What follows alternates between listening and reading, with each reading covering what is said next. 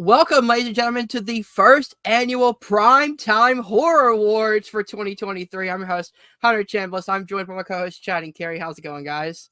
Going great. Yeah. Very excited for this.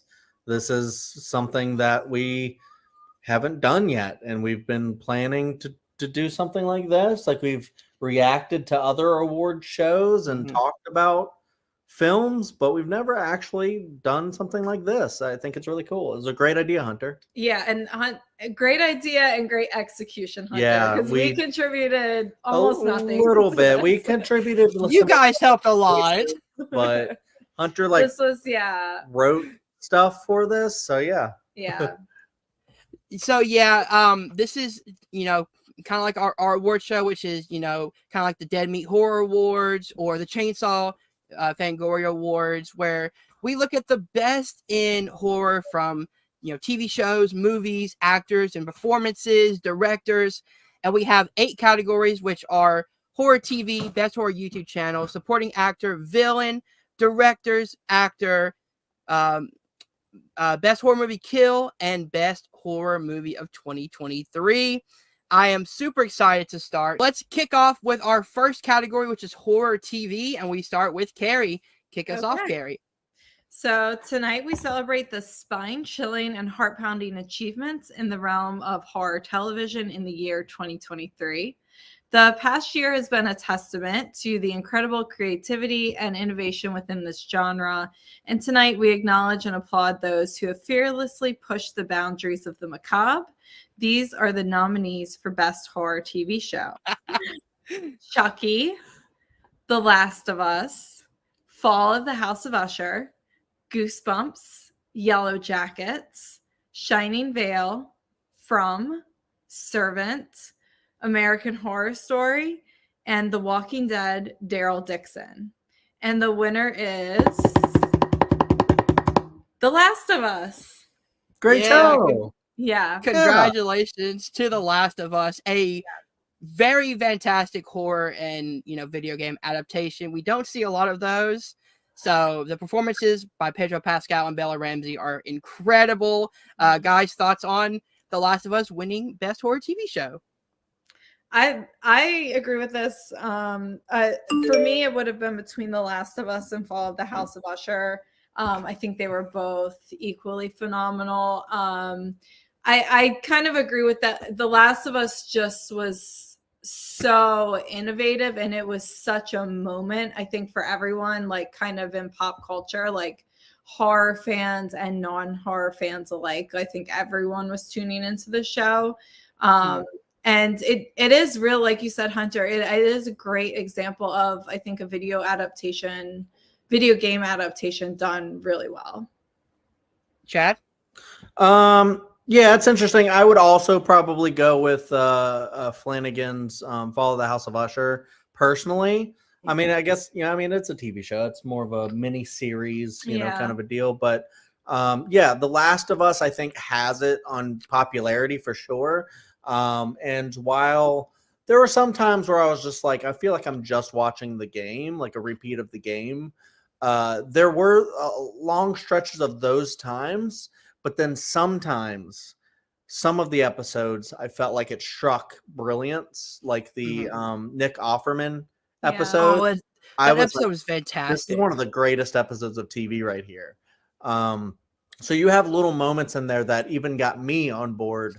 But yeah, even despite my opinions of it, where I did really like the show, but a lot of people loved the show. And if you can get people in the Last of Us camp, or maybe get them playing the game and stuff like that, I think that's perfect, because it's one of my favorite games of all time. And I'm actually very excited to see what they do with season 2, because I love that sequel to the game as well. So season 2 is going to be fantastic, because I believe they also they just casted Caitlin Denver to play Abby. Wow. Yeah. That's going to be, she's going to like bulk up or something like that. It's going to be pretty incredible. It's going to be great. I would love to see that turn from her. But yeah, congrats to that show, because I do think it was a very well done show in a lot of ways. What do you think, Hunter? I definitely loved The Last of Us. This was a show that, like, coming from someone who had played the games a little bit, I knew about the story overall, so I knew the spoilers that were coming up. I think the episode where Ellie gets, hunted down, just like in the game, she gets hunted down in this kind of restaurant. It's shot for shot from the game, but it's done so well because of the tension that they build throughout the entire episode of like something with this guy seems off and it's coming, but they do a great way of like expanding on the story. And that's the great thing about the show is that like they'll do some stuff from the games, but they'll expand on it. Like they'll show you something happened before they'll expand it from the game, and it kind of leads into one another, which is a very good way of doing this, where it's like, okay, like the beats are there, but let's show what happened before Joe and Ellie got here, or before this happened, where like maybe, the fans didn't know that was happening. So then you add more tension and building to that. So definitely deserved. Congratulations to The Last of Us. And I just wanted to add real quick, because I do think, coming from someone who loves both games, that perspective, I do wonder how it would be from like Kerri's perspective, where it's like, that is a really great story, because I do love the story from the games. And I think they really extracted the great story from there and put it in the show. So anyone who hasn't played the games can love it, and anyone who has played the games can also love it. Yeah, no, as someone who, I'll say I did remember like certain scenes, because you played this when we lived in the condo, and I would actually sit in the room and do the same room as you and do work while you were playing video games. And like certain scenes like kind of sparked something for me, like, oh, I remember Chad playing this scene out. But it was just really cool. I think even as someone who hadn't played the games, like, it comes through, I think, beautifully. And I'll tell you, I forgot about this after the show premiered, but like after the game came out, the discussions were hot and divisive. And when the show premiered, the discussions were hot and divisive. I have a very, very good friend that we were like, I don't think I know who you are anymore, kind of. Chad has a bit of a controversial opinion. I don't know if mine is. I think yours is the controversial opinion. I don't think so, but that's why it's my opinion, and I stick to it. But maybe we'll rewatch the show at some point and do a big review, because there's a lot to talk about. It is a very complex show. Yeah, definitely. All right, let's move to the next category, which is Best Horror YouTube Channel. I will take this one over. So it says, the Best Horror YouTube Channel category acknowledges the tireless effort of creators who have masterfully created content that only sends shivers down our spines, but fosters a sense of community among horror enthusiasts worldwide. Without further ado, let's dive into the suspenseful world of the nominees for Best Horror YouTube Channel of 2023. And the nominees are Dead Meat, ZZ's World, Possessed by Horror, What Culture Horror, and Cody Leach. And the winner for Best Horror YouTube Channel is Dead Meat. Congratulations to the team, James A. Janice, Chelsea, Rebecca, and everyone at Dead Meat. Guys, this is one that you guys kind of had interesting thoughts on, but thoughts on the winner of the Best Horror YouTube Channel. I mean, honestly, Dead Meat is the only one of them that I really know. Personally, I just don't watch a lot of, horror YouTubers, but I feel like someone who does might have a lot of opinions on this. But yeah, I think Dead Meat, like, they're the ones that do the kill count, right? So, they got a lot of really good stuff or content over there. And yeah, I've seen some of it. I think it's good.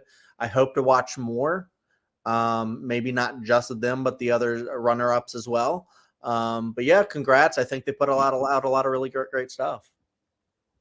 Kerri? Yeah, kind of in the same boat. I actually haven't watched the other creators that much, but I have seen quite a few Dead Meat videos, and they are fantastic. They do a great job over there. And yeah, there's definitely, especially like this year, actually, because I was spending we had a baby this year, and I was spending a lot of, night feedings and kind of and night pumpings, and like the only thing to do really is like you have to find something to keep yourself engaged and entertained, and like Dead Meat was one of the things that I would turn to keep myself awake. Nice. So more of the kill counts, or have you checked out the podcast or anything like that? Usually mostly the kill counts. The podcast I do actually want to check out, and I'm actually a little bit more familiar with like horror podcasters. Yeah, like Eli Roth's and stuff like that. Eli Roth has a show, History of Horror, on Shudder, and then in podcast form, his team puts out the full interviews with the people he interviews for that show. It's very good. I love those. I think Eli Roth is just he is an amazing movie historian and interviewer. Yeah. So and his producer is a great interviewer as well. Yeah. Off topic now. No. That's definitely fine. The great thing about Dead Meat is like I love watching their horror podcast when I'm just like playing games or something. It gives me something to listen to, and it's like they do like a lot of like in-depth like reviews of movies and stuff, like older movies. Like they have one on The Mummy and things like that. But then they have newer ones like The Blackening is a recent one, or The Bone Woman and things like that. And they really dive deep into like the making of the film and the directors and the actors and things like that. Another one, if you're interested in like the history of horror, ZZ's World does a lot of, he has a series called Horror History, where he takes a character and dives deep into like their backstory, like a Stephen King character, like Pennywise, and looks at like where Pennywise came from the books and movies and things like that. It's a really, really good series. He also has one called Things You Missed, where he looks into like different movies, like the Scream franchise and things like that. And it's like little details that you may have not noticed in these films. Like he has one on like the Scream franchise, The Thing, like a lot of different like one-off movies as well. So that's another good one. What Culture Horror does a lot of good like horror type lists, like the top 10 lists and things like that. Oh, I love lists. So yeah, definitely a lot of interesting one. But Dead Meat, like they are the OGs of like horror specific content. Like the kill count, I checked it out back in 2018, I think. I've just been watching the new ones as we go along. Like he has a lot, like James has a great way of like adding great details to the kill count that you may have not noticed. Like, a lot of behind the scenes stuff. That's not just a movie recap, but you get to learn more about like, where these actors have been before, or like the production details and things like that are really, interesting details if you're like a horror historian or like a fan of, behind the scenes knowledge that I really love. So congratulations to Dead Meat. Yeah. All right. So let's move on to our third, which would be Chad. Yep. And before I actually get into presenting this award, I do want to say that we talked about this and we decided for our acting awards to actually combine actor and actress into one large category for both main actor and supporting actor. And maybe a lot of award shows should do the same thing. I agree. We could talk about it, but without further ado, let me get into Best Supporting Actor. The Best Supporting Horror Actor category recognizes those who, with their talent and conviction, have breathed life into characters that linger in the darkest corners of our imagination. Whether it's a sinister figure lurking in the background or a tormented soul adding layers to the tale, these actors have left an indelible mark on the fabric of fear. Without further ado, let's delve into the suspenseful world of the nominees for the Best Supporting Horror Actor of 2023.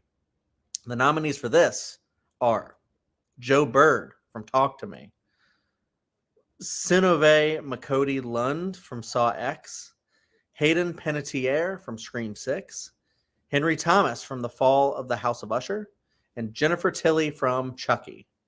And the winner is Jennifer Tilly from Chucky. Yeah. Nice. Oh man, it's so good to see Jennifer Tilly and the Chucky series as a whole get recognized in this award show. I think the Chucky TV show is really good. If you haven't seen it, I am on season 2 right now. I got to finish up and then watch season 3. But it's so good to have Don Mancini back. and have like, you know, Tiffany back, you know, Jennifer Tilly's character. She's so funny and so witty and so evil in this show that like she really does bring this kind of light and energy to the TV show that is really needed, because it can get dark, it can get emotional, and then you have her really, you know, lighten it up with, you know, these really funny jokes and like really quirky moments that I really love from Tiffany. So guys, thoughts on Jennifer Tilly winning for Best Supporting Actor? Yeah, this was amazing. We actually have only seen like the first episode of the entire Chucky series. Yeah. It's a big blind spot. We've been meaning to watch it, but you know, going off of, you know, her performance in the Chucky movies, and then I follow her on Instagram, and I've kind of just seen a lot of different clips of her in the show, and I've heard, you know, I've heard nothing but praise for her in this role in this show. So I think it is well deserved, and I love her. Yeah. Same thing as Kerri. I just haven't gotten deep into the show yet. It's one of those things. I watch so many movies that TV a lot of the times takes a back seat, and that sucks because I love TV, and I feel like, you know, we would really, really enjoy the Chucky series. You would. And I think we would enjoy Jennifer Tilly in it a lot because, you know, I just like her. You know, she was great in like Bounds and Liar Liar. If you love Liar. Oh my Liar. God, she was in Liar Liar. Yeah. But yeah, she's also great in other horror roles. Like, you know, I mean, she's iconic as the Bride of Chucky. So I can't wait to watch it and watch her in it.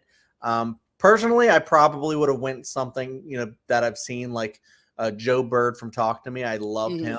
And then also Henry Thomas, I adored in The Fall of the House of Usher. But definitely congrats to Jennifer Tilly. She is a great actor.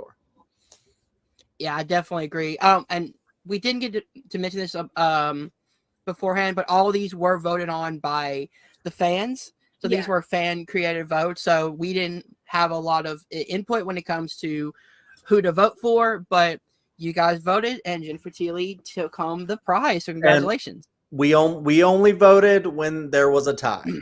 Yeah. All right, so let's move on to our next category, which is Best Horror Villain. Kerri, you want to take that one? Yeah. In the hallowed tradition of cinematic malevolence, these villains have transcended the screen, becoming the architects of our fears and the embodiment of the terrors that linger in the shadows. The Best Horror Villain category pays homage to the actors and creators who have given life to characters that send shivers down our spines and ignite the primal fear within us all. Without further ado, let the suspense and the screams begin as we unveil the nominees for Best Horror Villain of 2023. Okay. Hunter, psych. I win.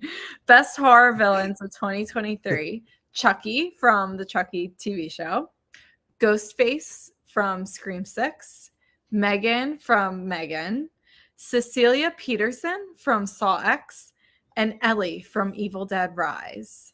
And the winner is that dancing doll we all love, Megan. Megan is the winner. I absolutely love this pick. I really enjoyed Megan. It came out early January. I loved it more than I thought I would going into the theaters. I was like, okay, this is going to be a fun movie, but man, this movie was really fun.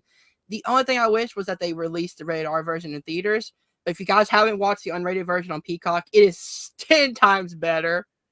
Ooh, yeah, we should check that out. That's exactly what I was going to say when it got to me, is that I was a little bit let down with the movie, but I do think overall it's a good movie. I was just hoping it would be a lot better, but then when I was in the theater, I was like, you know what? I feel like they cut away from something here. Like they could have actually showed something. I'm not always like you have to show it for it to be, you know, good or something like that. But in this case, I was like, you know, I feel like the PG-13 one just wasn't. You can make a really great PG-13 horror movie. But I was like, you know, I think unedited, this could be a lot cooler. And in addition to having a great story. But I do think Megan is still a really cool villain. She's kind of like a Terminator in a way, or a Chucky, kind of a deal. And people want Chucky and Megan to fight at some point. Yes, a crossover. So that We could need be that. really fun. Personally, I probably would have went with Ellie here because she is terrifying in Evil Dead Rise. But Megan is also very, very cool and very, very menacing. Kerri? Yeah, Megan was really, really fun. I think she is definitely the most iconic villain of this year, especially like she's a new villain, fresh face. A lot of, at least 2 of these in this category are, Chucky and Ghostface, old classics. Maybe in a different year they could have won, but Megan was just like the it girl this year. And I love it. I thought the movie was so fun. I agree. I'm sure the uncut version is probably a lot more fun for folks like us. Oh, it is. People our age. But it is nice to have a solid PG-13 entry once in a while to get those younger fans in the theaters. And I know we all whenever we were coming up in horror, at some point PG-13 horror movies in theaters were probably the only ones we could go see or that our parents would let us go see. So it plays a role. I do agree with Chad. I think my personal pick actually would have been Ellie. Chad was actually watching Evil Dead Rise. Was it last night or It was last night. It was last night. No. And Ellie's just like that scene where she's in the hallway and she's just like murdering people. And like you see her look through the key. Yeah, the viewing. Yeah. And I was just like, Chad, how can we not watch this tonight? We're going to sleep. I'm like, I'm trying to go to sleep. My favorite line in the entire movie is "Mama's with the maggots now." Yeah. But I do think Megan is very well deserved. Oh yeah, yeah. Especially with those dance moves, it felt like I was watching *Malignant* all over again. I think it's the same writer. Too. Yeah, it is. It is. Yeah, it is the same writer. Fantastic at balancing that. Like it's the camp. It's campy, but it still is very scary. Me personally, I probably would have gone with Cecilia from Saw X, just because she was the one that really feels like a true villain. Oh yeah, and that's going to be against Jigsaw, who is also a villain. So she is like 10 times worse than Jigsaw. Yeah, I mean, even with Ellie, you can even say Ellie wasn't the villain; it was Deadite. Inside of Ellie. Yeah, like she was just evil. Yeah. All right, so let's move on for Best Director, which I will take this one. Our outstanding directors in horror have masterfully guided us through mazes of suspense and terror, skillfully crafting nightmares that linger long after the credits roll. Their vision and artistry have elevated the genre, proving that horror is not merely about shock value, but a canvas for storytelling that explores the darkest corners of the human psyche. Here are the nominees for Best Horror Director. All right, the nominees for Best Director are The Philippines, Talk to Me; Mike Flanagan, Fall of the House of Usher; Lee Cronin, Evil Dead Rise; Kevin Garrett, Saw X; and Brian Duffield, No One Will Save You. And the winner for Best Director is The Philippines for Talk to Me. The YouTubers did it again, ladies and gentlemen. All right, guys, thoughts on The Philippines winning for Talk to Me? I mean, honestly, it's very, very tough for me, if I had actually voted to vote against Mike Flanagan, because I'm just a Flanistan. I love him so much. But honestly, Flanistan. But honestly, Talk to Me was my favorite horror movie of the year, and I think I'm excited to rewatch it to see if I still feel this way, because I know Kerri disagrees a little bit, but I adored it, and I'm hoping to watch it again just to see if it is in my of the decade, not just this decade, but like the past 10 years kind of a deal, because I do think it's just a really, really great movie, and it's really wowed me. So they did such a great job, especially like you said, coming up from YouTube to actually, we're seeing Chris Stuckman do it and stuff like that. Yeah. So excited to see if his movie. Oh shoot, tell me. Shelby what is- Oaks. Shelby Oaks. Oh, I'm I'm so excited. I'm like a freaking so contributor to good. it, and yet I Is that going to be in theaters? blanked. I hope so. I know I If I, it I is, think it is gonna be in theaters. a babysitter for. I know they're doing like screenings that like was like a tier Ooh, in the thing, but I okay. don't think I contributed to Oh, that. okay. I'm not sure exactly. I'd have to look into that, but hopefully it'll just because I know they're submitting it to festivals and stuff like that. But yeah, it's great to Yeah. support upcoming YouTubers who are like, you know what? I've reviewed movies a lot. I've done YouTube stuff. Now I'm gonna direct a movie, and I don't know. It's like a first feature like since Hereditary. I think that's just whoa. Okay, cool. That I can't wait to see what you do next. So I'm excited for them. Kerri? Congrats. Yeah, I'm kind of with Chad. Like, it's hard for me to vote against Mike Flanagan, but if anyone else was gonna win it, I think the Filippos 100% deserve this. Like, I know when we did our discussion of Talk to Me, it was maybe like not my favorite movie of the year, but I think that was more to do with like where I am at emotionally and mentally rather than the movie itself. But undeniably a wonderfully directed movie. Just like I don't know any technical terms or anything, but just like the way they constructed the shots and like move through the movie. Shot construction. Yeah. Shot composition. It was absolutely incredible. I think very well deserved. Cinematography. Yeah. Big words. Cinematography. Yes, I absolutely love this movie. Talk to Me. I think the great thing about the Filippos is because they started off making home movies, like for YouTube, like they made like short movies and stuff. They really understand like camera work and things like that. And here comes, my technical knowledge as much as I have, but like the use of the one take in the opening scene is fantastic because the camera moves from one room to another with no cuts. And then the big ending happens where they cut to the title card. So masterfully done. Yeah. And also the act of a good director is getting great performances out of your actors. Now, I love Mike Flanagan, but he had a star-studded cast with him. So his job as doing directing, of course, is important. But he had like A-list actors who knew what they were doing, seasoned vets. I think the Filippos used a lot of newer talent, like people who are just coming in, and the fact that they were new directors and they knew exactly how to direct these people, these kids, to really get the emotion in the film is an art of a great director, in my opinion, when you could take someone who is not as seasoned and get a really great performance out of them. Yeah. All right, so let's move on to our next category, which is Best Actor. What do Chad. you know? I have the other acting category. So the actors who have graced our screens in 2023 have not only faced the monsters under the bed, but have become the very embodiment of fear. Tonight, we celebrate the outstanding lead performers in a horror film whose talent and dedication have given life to characters that haunt our dreams and awaken the primal instincts that reside within us all here. Within us all, sorry. Here are the nominees for Best Lead Actor. I didn't write this. All right. We go to here. Blame me, I see. I think these are beautifully written.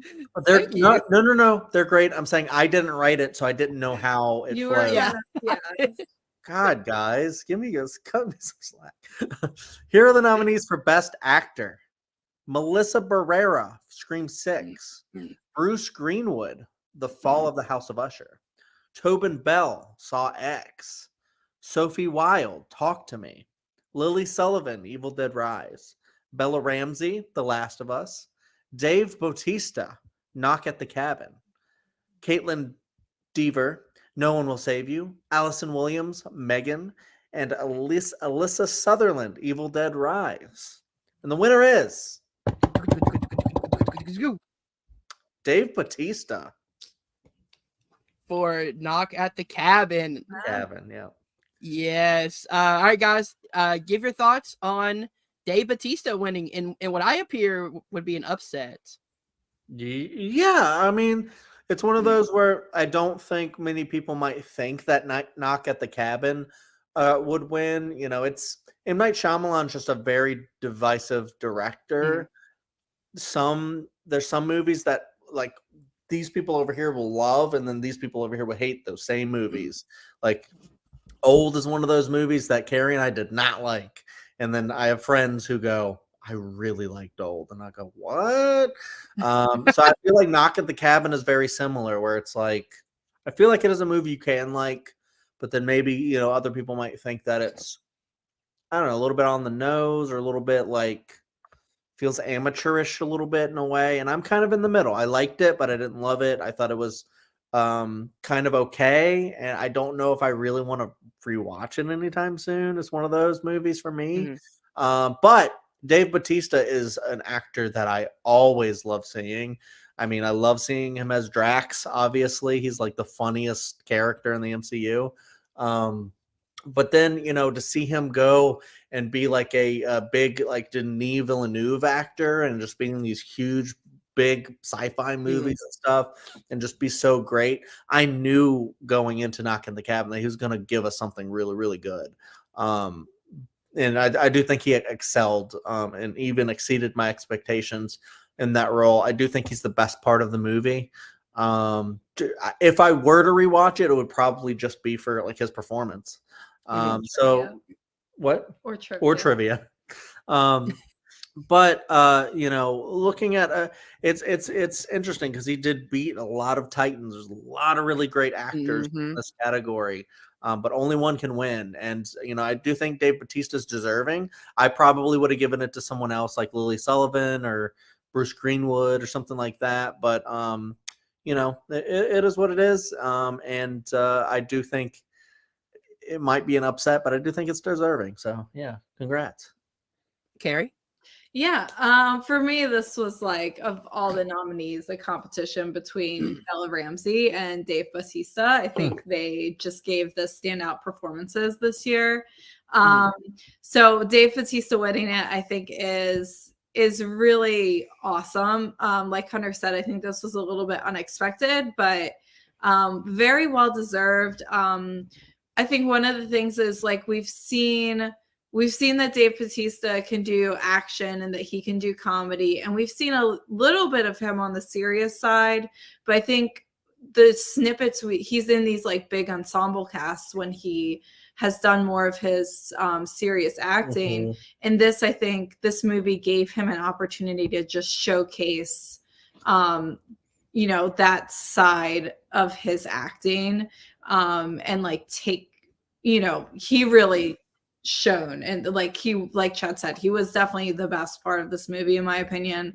And yeah, very well deserved. Yeah, so I actually liked Knock at the Cabin, I think, more than you guys did. I really enjoyed it. And Bautista's performance is the main reason why. I think what's great about his acting is that he seems like this big, intimidating dude, and he is. But when he talks, he's so soft-spoken, and that's just in general in interviews, whatever. He's very like a very soft-spoken guy. So they played up to that in this movie. He looks very intimidating from the outside, this kind of, home invader in a way. But then when he talks, he commands the screen for you to listen because he talks very softly, and that's could be from his days in pro wrestling, where like nuance is everything in pro wrestling. Where if you want to tell the story, you have to kind of work with your voice in a way to command attention. And also he's been working a lot to get, he's not just like a John Cena or a Rock where they do one specific thing and they're really good at that, action or comedy or whatever. He's trying to do a lot of different, genres to really prove that he's more than just a one note actor. And it really shows off in this film. Yeah. I honestly think, if I think about it, I don't know as many pro wrestlers as you do, Hunter, but I do think Dave Bautista, if I think about it, is probably the best like actor to come out of that field. He is. So, yeah. 100%. Yeah. But also me personally, I would have gave it to Sophie Wilde for Talk to Me. I think she's so incredible. Good. Or or even Tobin Bell in Saw X. I think this was his best performance as John Kramer. Yeah, I was thinking about Sophie Wilde, like when it's like she's thinking like about her mom and stuff. Like, yeah, really good. It's so good, but well earned by Dave Bautista. He really shows out in this movie, so congratulations. So let's move on to our next category, which is best horror movie kill, and that goes to Kerri. Yeah. The best horror movie kills category is a salute to the creative minds behind the scenes, the special effects wizards, stunt coordinators, and filmmakers who orchestrate these unforgettable sequences. Whether it's a shocking twist, a blood-curdling confrontation, or a moment of pure cinematic brilliance, these kills have etched themselves into our nightmares. Without further ado, let's revel in the suspense, relish the fear, and celebrate the unsung heroes behind the best horror movie kills of 2023. All right, best kills. Duckett's death in Talk to Me. Valentina's decapitation in Saw X. Ethan's TV death in Scream 6. Ellie's wood chipper death in Evil Dead Rise. And raining acid in Fall of the House of Usher. We forgot to say spoiler, by the way. Yeah, sorry. Well, I mean, best kill. It kind of says itself. And the winner is Ellie's wood chipper death from Evil Dead Rise. Yeah. That was gruesome, man. All these were gruesome. But this one was very unique in a way where it's like all the heads are coming out of the wood chipper, and it looks very cool, and it's practical effects and a lot of gore. So I definitely see why this won. A very, very fun death. Chad and Kerri, thoughts on this one?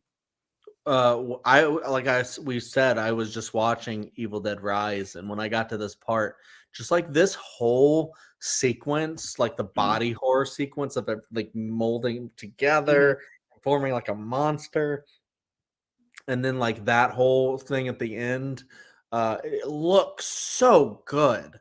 And that's what, when I was noticing, I was like, wow, this looks so good. And I just like, I think I was a bigger fan the second watch of Evil Dead Rise than the first watch. So I was noticing a lot of like little callbacks and stuff like that from early in the film that plays out later and things like that. And then the relationship between the two, the sisters, I think is really good and plays into this kill because it's at the very end, where she's trying to have the voice of Ellie. And try to like plead, like kind of plead, like don't kill me, kind of a deal. And she's like, only my sister can call me that. And then that kicks the whole creature into the wood chipper, and then like pushes the head into there right after that, which is a really cool like, double kind of kill with it. And it's just such a really bloody affair, a really bloody kill, really cool. There's emotion there, but then that's like really badass, and she's covered in blood, and kind of like a really good like final girl moment. So yeah, it's really well done. From like you said, whatever CGI they use, whatever practical effects they used, it blended so seamlessly, looks so good. On my phone, I need to watch it on the TV next time. It's my fault. He didn't watch it on the TV. It rules, that movie, and that sequence. I love that raining acid one. I love a lot of the other ones, for sure. Like the decapitation is so holy shit. That one's hard to watch, but yeah, this one is definitely a deserving winner. Congrats, Kerri. Yeah, I think my personal pick would have been Raining Acid, but that might just be because it's like more forefront in my mind because I haven't watched Evil Dead Rise since it came out in April. I think it was April. March or April. Yeah. March or April. And Fall of the House of Usher just came out a couple of months ago. But yeah, it is an amazing death scene. Well-deserved winner here. Yeah, I would have gone with either Raining Acid or Duckett's death. I think Duckett's death at the beginning again, spoilers. You know, the one shot going from room to room, and all of a sudden the pencil goes straight in his eye, and you see it from afar. So it's not really, you know, that graphic, but it's just the shock element of the pencil going right in the eye, and then it cuts to the title card. Very, very great way to open the movie. But man, Ellie's woodchipper death is really, really good. The use of practical effects and CG with this kind of, you know, as Chad said, this kind of monsterish, you know, multiple head, you know, demon creature was really, really fun. So congratulations to this death scene. Really, really well earned. And that leaves us with the last one, which is the best horror movie of 2023. I believe this is mine, correct? Yeah. All right, so the best horror movie category is a combination of fear, suspense, and the art of crafting nightmares that linger long after the credits roll. Each nominee has taken us on a harrowing journey, whether through haunted corridors, desolate landscapes, or the darkest recesses of the human mind. So without further ado, let us immerse ourselves in the shadows and unveil the nominees for the best horror movies of 2023. May these films continue to terrify, captivate, and inspire audiences for generations to come.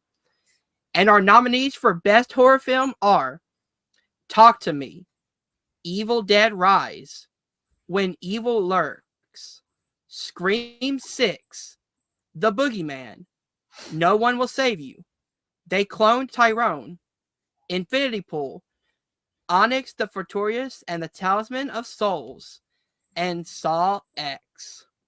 And the winner for our final category and best film of 2023 is Talk to Me. Talk to Me is your winner of best horror film for 2023. I absolutely agree. I love this movie. Chad and Kerri, can start us off with your thoughts on Talk to Me.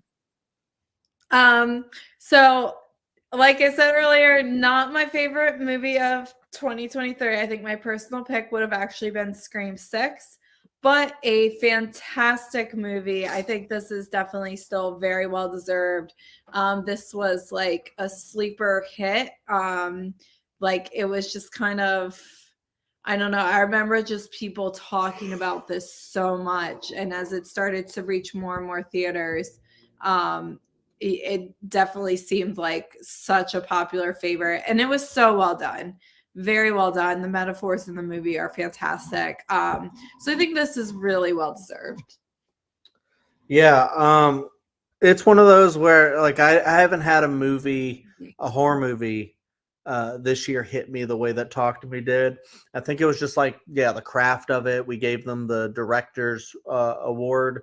But the movie just, you know, like Kerri was talking about, like the metaphors and, you know, just what everything means. We had a fantastic discussion about this movie on this channel.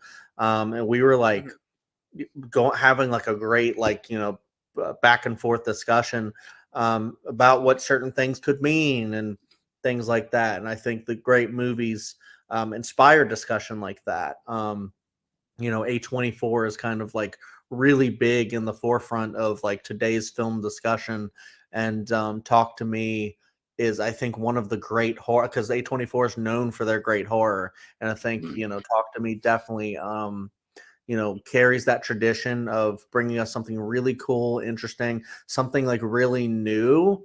You think like, at this point I've seen everything pretty much in horror, and then I'm like, you know, this hand thing, and I'm like, that's iconic imagery right there. It's like that cool hand thing. Like, you know, I'm interested to see more of them, but, you know, I know there's gonna be more of them, but if there weren't, I think this movie just stands on its own so well.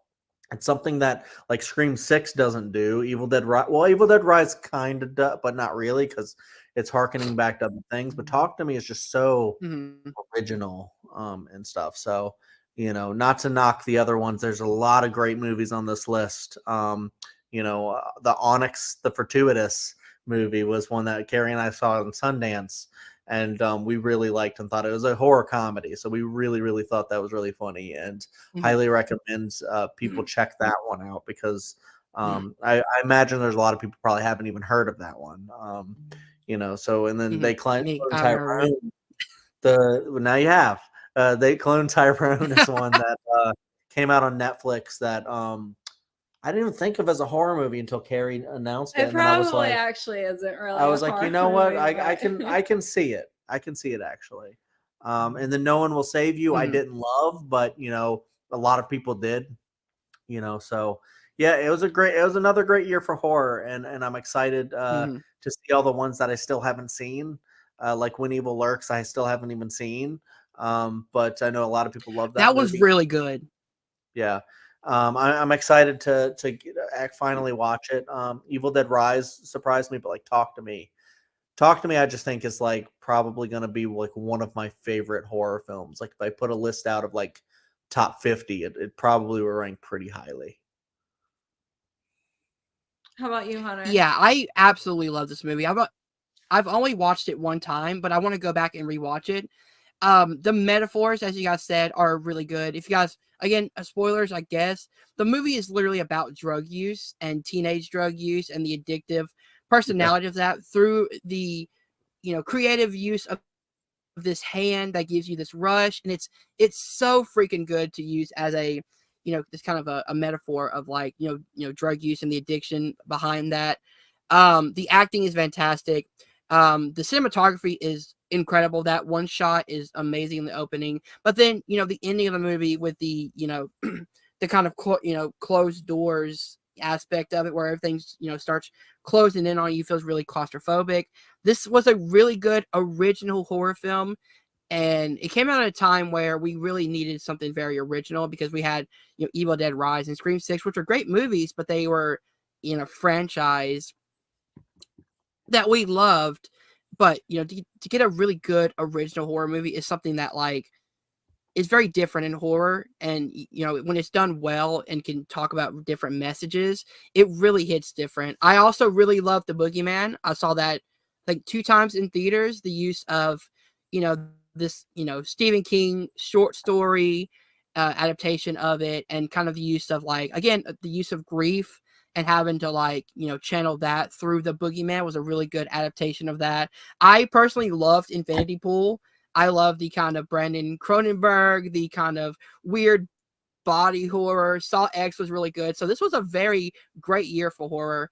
Guys, I think that's it. I think we have finished all 8 categories. What do you guys think of our first annual Primetime Horror Awards? This was very fun, and very well done, Hunter. Thank you.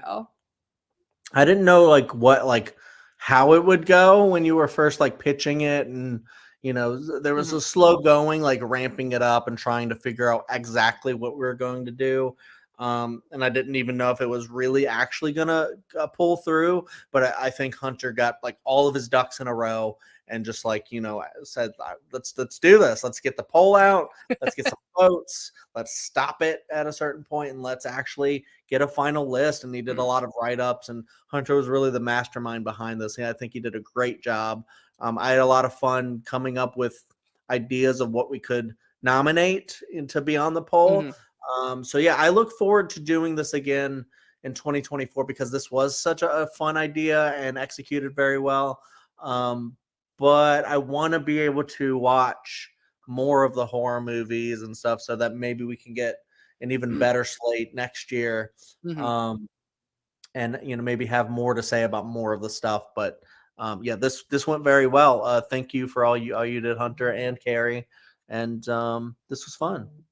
This is one that I want to try to do every year if possible, because horror just keeps getting better and better and better. And if we're on this this highward trajectory going into 2024, like the possibilities of the movies we could have next year and the directors and the the new kills and things like that always get me excited.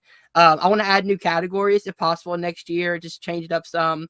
Hopefully we get more people to vote because this was great this year, but I want more people to have their voices known. And that's the great thing about ours, is that like a lot of them do it, in a committee where they vote on it. But I want this to be for the people to vote on, like what were your favorite, moments or things like that, where it's really fan driven. And I think we got a lot of great turnout this year, and hopefully next year will be 10 times better. All right, guys. So that is the end of the first ever Primetime Horror Awards for this year. If you guys did enjoy, please hit that like button, subscribe to Nerd Entertainment Network down below. Thank you guys for watching. We'll see you guys soon. Peace.